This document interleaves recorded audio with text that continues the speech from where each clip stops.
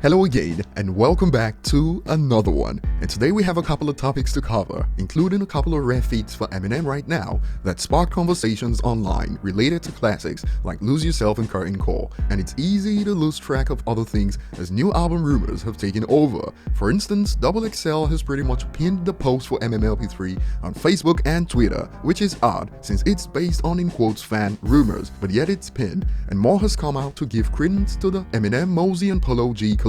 If Mosey is on Eminem's new album, all I'ma say, told you so. And with all that's been out, I think they have actually done a song, but if it makes Eminem's new project is a different question. The same way I believe Eminem's done a song with Sway Lee. But we have other things to focus on today, including what looks to be renewed hope for some for that Eminem and Kanye West collaboration announced in 2020.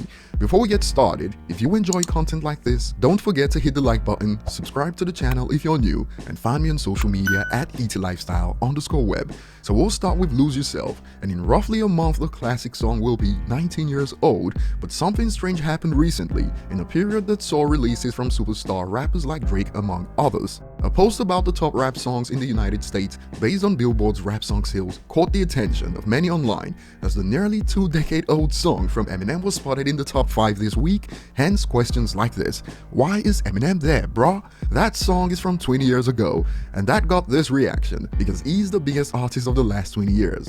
And I'm not gonna lie, this was quite shocking, since the industry is quite active at this time with big releases. And here's a fun fact: on the chart, Eminem has lasted for 389 weeks, and all the songs combined in this week's chart coming at 106 weeks. Every day we see more that make the, in quotes, Eminem's music doesn't age well brigade look like Muppets, since no other rapper from his era is close to keeping up with the times with their old material. And I know I said we'll focus on other things today, but this one is relevant to this discussion, as on the ETL's post of the MMLP3 rumors, one user broke down that Eminem pool that remains evergreen. Haven't even started reading the comments, because at this point in M's career, I already know what to expect. What's interesting is, for someone no one cares about, each shot does still get a lot of attention whenever a post is about it, even a non-official rumor. Funny. And this leads us to our next point. According to Hits Daily Double latest numbers, Eminem's Curtain Call album has now surpassed 500,000 units sold in the United States in 2021 alone, and that incoming diamond has already sparked discussions like, "This is very impressive for compilation released in 2005, and I expect sales will pick up as it gets closer and closer to diamond. Less than 800,000 units before it's eligible, maybe even less than 700,000 now." And that got this response: his third diamond is coming.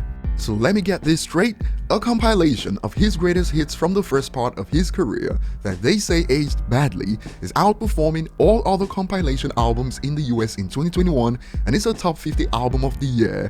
Of course, someone had to point this out.